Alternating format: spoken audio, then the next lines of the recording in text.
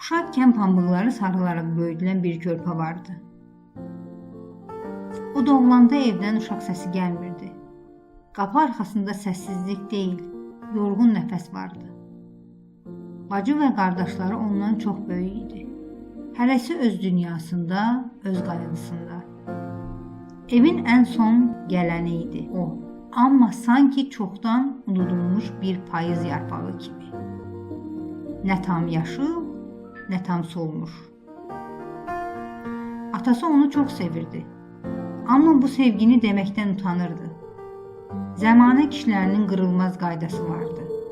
Oğula sevgi göstərmək olmaz. Ona görə də sevgisini başlarına gizlədər, səsini sərtləşdirərək mərhəmətini qorumağa çalışardı. Amma o balaca oğlan hər dəfə atasının gözlərinə baxanda orada gizlənmiş bir istiliyi duyurdu. Bu istilik ona həm güc verirdi, həm də ağrı. Oğlan böyüdükcə evin divarları da dəyişmirdi. Sevgisiz, amma sevgi dolu bir ev idi bura. Bəzən gülüşlər eşidilərdi, amma heç kim bir-birinə səni sevirəm deməzdi. Sevgi sanki bu evin qapısından içəri girməyə utanırdı. Ona görə də o öz sevgisini səhvləri ilə göstərirdi. Bəzən məktəbdə dəftərini itirərdi, bəzən dərsdən qaçardı, bəzən qəsdən atasını hisləndirərdi. Tək bir məqsədlə, məni görsünlər. Çünki görmək onun üçün sevmək demək idi. Dərslərini əla oxuyurdu. Amma içində bir uşaq vardı. Daim nəsə sındırmaq istəyən, diqqət istəyən, başı oxşansın deyə səhv edən uşaq. Zaman keçdi, məktəb illəri, gənclik, sevgi dolu baxışlar, hər şey yaşandı, amma o uşaq heç vaxt tam böyümədi.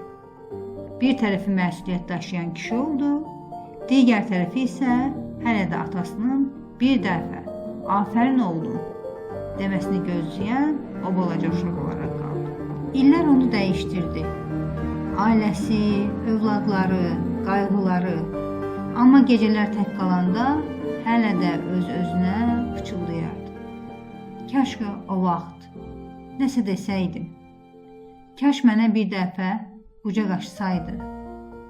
Valideynlərini itirəndə hər şey sanki bir anda boşluğa düşdü. İndi nə damlayan vardı, nə də "Keç otur oğlum" deyən səs. Oğlan artıq kişi idi. Amma öz içində atasını axtarırdı. Anasının nəfəsi kimi yumşaq, atasının baxışları kimi dərin bir huzur istəyirdi. Bir gün axşamüstü idi. Uşaqları həyətdə gülürdülər. Həyat yoldaşı pəncərədən çiçəkləri sulayırdı. O isə həyətə çıxıb səmanın rənginə baxdı. Günəş batırdı. Amma qəribə bir sakitlik vardı içində. Bir anlıq elə hiss etdi ki, sanki kimsə çiyninə toxundu. Nə səs vardı, nə kölgə. Sadəcə bir istilik. Ürəyindən bir səs keçdi. Əgər onlar getdisə, deməli, səni mənim əlimə əmanət etdilər. O anladı. Bütün bu illər, bütün bu səhvlər, bütün o boşluqlar əslində bir yola aparırmış onu. Sevgisizlik deyilmiş bu həyat.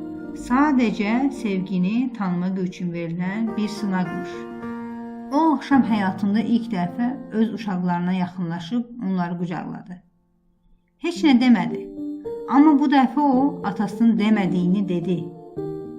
Sevgi gizlənməməlidir. Və içində səssiz bir dua keçirdi. Ya Rəbb, sən mənə sevgini öyrət, mən də onu paylaşmağı unutmayım. Günəş batdı, amma içində bir işıq yanmağa başladı. O işıq heç vaxt sönmədi. Çünki o nəhayət böyüdü. Amma bu dəfə içindəki uşaqla barışaraq.